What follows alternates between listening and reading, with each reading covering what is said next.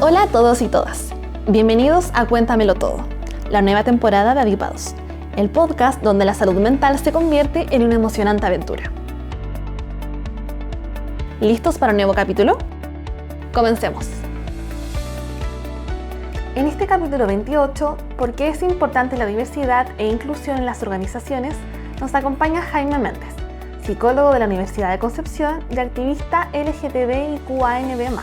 Cuenta con un diplomado en psicoterapia y salud mental en diversidad de género, sexual y de relaciones. Bueno, Jaime, qué gusto tenerte acá con nosotros en un nuevo capítulo de Cuéntamelo Todo. Quiero preguntarte primero cómo estás. Estoy muy bien, muchas gracias. Agradecido de la invitación de ADIPA a ser partícipe de esta instancia, que es sumamente relevante en torno a la reflexión, sobre todo de la temática que vamos a conversar el día de hoy. Exacto, y en esta línea la temática que queremos conversar el día de hoy son el tema de la diversidad y la inclusión en las empresas, en las organizaciones. Ya que con todas las leyes que han salido y con todo lo que la gente está exigiendo para sus lugares de trabajo, es súper importante abordarlos. Entonces, para comenzar con esta ronda de preguntas, la primera es: ¿por qué es tan importante la diversidad y la inclusión en las organizaciones? Bueno, primero creo que es súper relevante que pongamos sobre la mesa estas temáticas porque en muchas ocasiones han sido invisibilizadas. Ocurre muchas veces que lo que respecta a la diversidad, al ser algo desconocido para las personas, ocurre que muchas veces se invisibiliza, se margina y en algunas ocasiones se llega como a situaciones como de agresión o discriminaciones. Entonces es importante relevar la importancia de estos fenómenos psicosociales como son la inclusión y la diversidad, con el ánimo de naturalizarlos y que entendamos igual que son parte fundamental y medular, siento yo, de las organizaciones. Entonces, educarnos, concientizarnos y capacitarnos en este conocimiento finalmente aporta un sustrato esencial a la hora de entregar este proceso de real inclusión. Como que percibo yo una idea acerca de la inclusión muy específica, como muy superficial. Puede ser superficial, pero también creo yo que es mediada por los cambios contemporáneos. Como antes hablábamos como de un tipo de inclusión, ahora está mucho más abierta esta perspectiva. Entonces creo que es fundamental eso, porque se visibiliza, porque las personas de la comunidad LGBT, QINB+, tienen derechos, como dices tú, las legislaciones, entonces es importante no omitirlos, como ponerlos sobre las conversaciones. Súper. ¿A qué te refieres con real inclusión? Ocurre muchas veces que las personas, por ejemplo, sobre todo cuando uno hace este tipo de contenidos, la gente habla de que la real inclusión, por ejemplo, es la lengua de señas. O la real inclusión es como esta escritura en braille. Y en realidad la inclusión es un término mucho más amplio. Es el cómo trabajan las organizaciones en la posibilidad de integrar a trabajadores, por ejemplo, de la diversidad o de todos estos grupos que históricamente han sido marginados dentro de los espacios organizacionales. Entonces, esta real inclusión no es como que una compita con otra. Muchas veces la gente dice como, esta lucha es más importante que otra. Claro. Y no funciona así. De hecho, todas estas luchas, sobre todo, por ejemplo, para personas en situación de discapacidad, que es lo que actualmente existe más legislación, puede correr en forma paralela a la inclusión de personas de la diversidad sexual.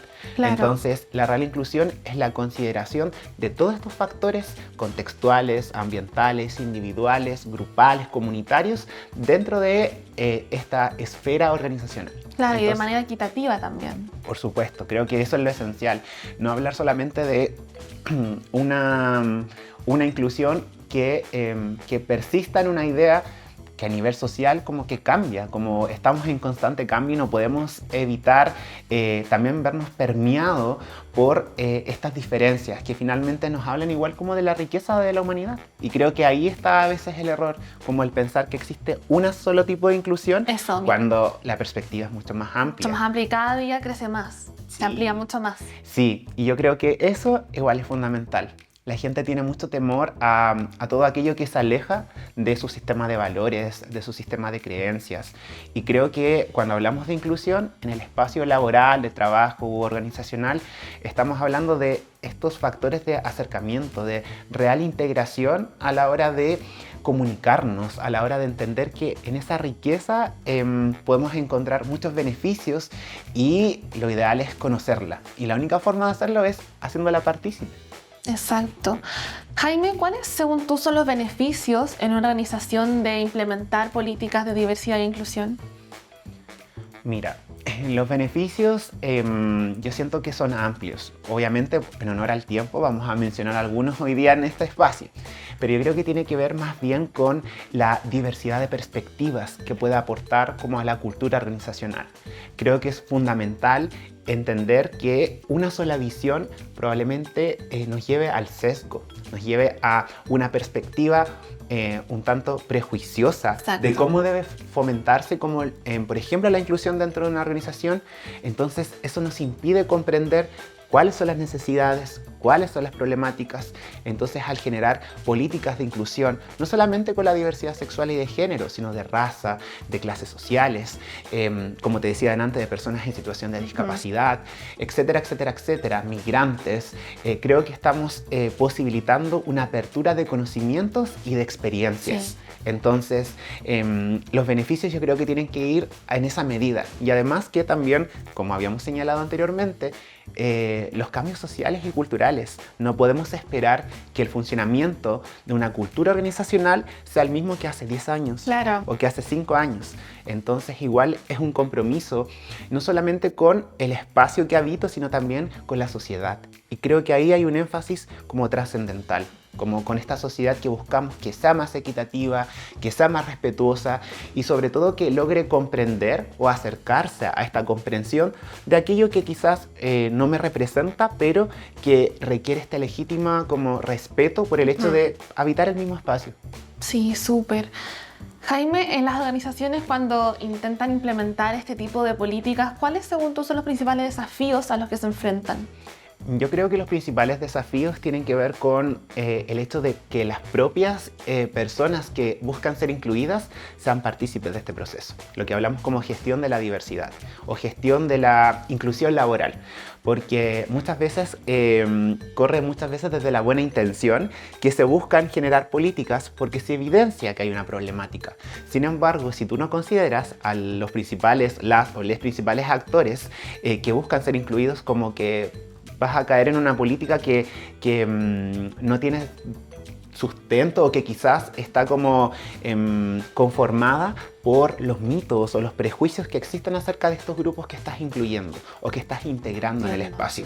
Entonces creo que los mayores desafíos tienen que ver con eso, con el hecho de considerar realmente a estas personas y escuchar sus necesidades. Creo que la escucha es un elemento fundamental a la hora de no solamente generar políticas de inclusión, sino que a la hora de generar un buen ambiente como organizacional. Creo que esos son uno de los mayores desafíos y creo que también tienen relación con el posicionamiento y cuáles son las metas de la organización. Porque ya, quiero generar políticas de inclusión, pero ¿con qué objetivo? ¿Cuáles son, no sé si la palabra es ganancias, no creo que sea esa, pero ¿a qué apunto? ¿Cuál es como la mirada a futuro que quiero obtener con esta inclusión? Y creo que hacia allá son los mayores desafíos, como tener los nortes más o menos claros. Súper, y en esta línea, Jaime, si yo, por ejemplo, quiero comenzar a implementar políticas de este tipo en mi empresa por primera vez, ¿cómo es que debería partir? ¿Dónde podría informarme? ¿Qué es lo que debería hacer como primeros pasos? Yo creo que instancias de formación como las que está generando ADIPA en este caso posibilitan un primer paso para la concientización y la sensibilización, porque no nos sirve de nada generar una política inclusiva si no hay algo. Y como acá, como de forma súper honesta, no solamente contigo, sino con el público que está en la casa revisando esta entrevista, es súper fundamental entender que la rueda ya existe, no la inventamos.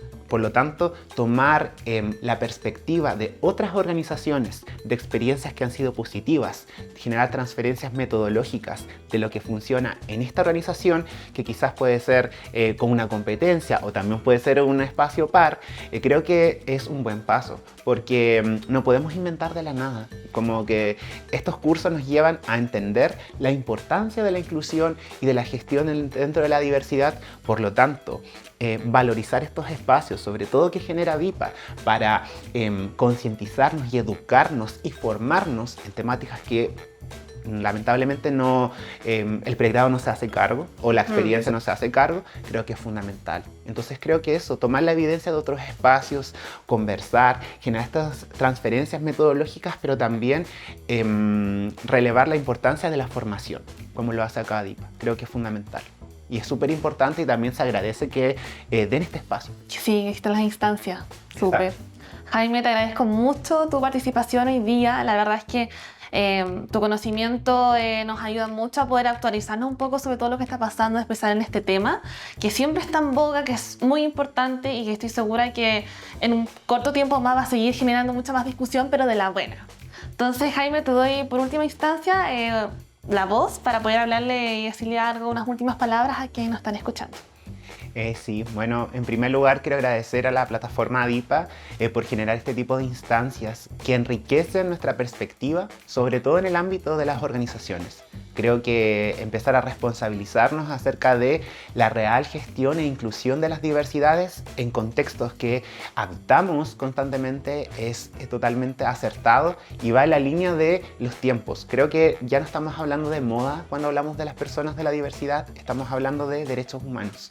Y creo que es fundamental esa consideración a la hora de generar esta inclusión y esta gestión.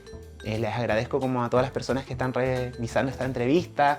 Me pueden seguir en redes sociales, @ps.jaimemendez en Instagram, mi correo ps.jaimemendez@gmail.com. Y nada, agradecer este espacio y a ustedes que están viendo este pequeño espacio de entrevistas. Súper, muchas gracias, Jaime, y nosotros nos despedimos acá, pero no por siempre, porque nos espera después un próximo capítulo de Cuéntamelo Todo, la DIPA. Recuerden que pueden seguirnos en todas nuestras plataformas, así como en Spotify, YouTube y nadipa.cl/adipados para no perderse ningún detalle de los próximos capítulos.